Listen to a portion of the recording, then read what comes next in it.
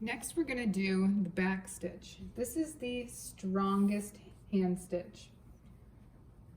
Before there were sewing machines, this is how everyone sewed their clothes together. So we're going to do is come up behind this fold, and we're going to go one step forward to get ourselves started. And we're going to go one step forward, one step back. So it'll appear as a continuous line, but you're doubling over on it. So now we're going to go one step forward.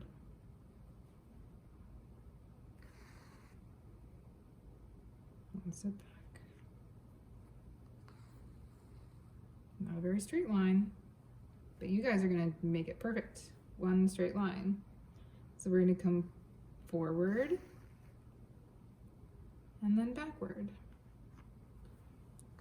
And go right back in where your last stitch was. So forward one, backward.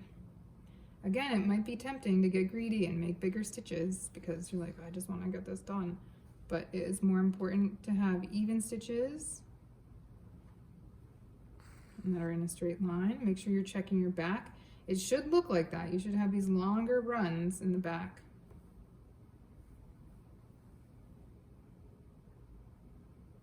And go down there. And come up a step forward.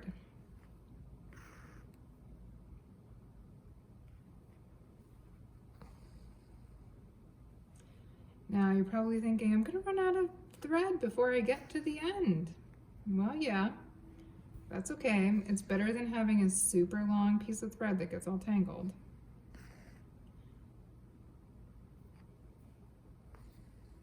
I'm not making a very straight line. If you're really struggling with a straight line, you can do a very light pencil line with your ruler to help you follow.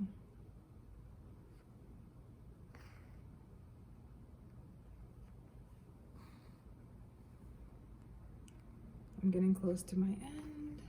You don't want to leave your tail so short that you can't turn back on it.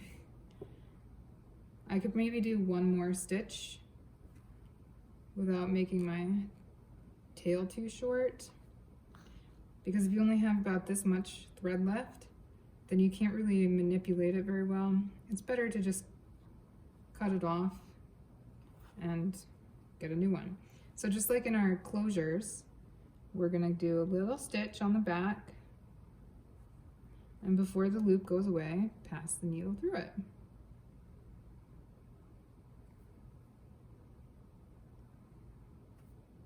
And trim your thread. And now you're ready to get yourself a new piece of thread, because your sample is not complete until your stitching goes all the way. And so I get myself a new piece of thread and thread my needle. And I do a double knot to make sure that it doesn't pull through the fabric. Trim my tail. Get my beeswax or your thread conditioner. Or if you're at home, you can use some saliva. It's kind of gross though, because you're like getting your spit on the project. And then you're gonna continue where you left off. So one step forward. Your next spot where you should come out is right there. And so you'll continue on. One back, one forward. Make sure you don't get any loop-de-doos. and that you're not pulling it. Look how tight that is. It's creating a little buckle. We don't want that. We want it to lay flat. So one back, one forward.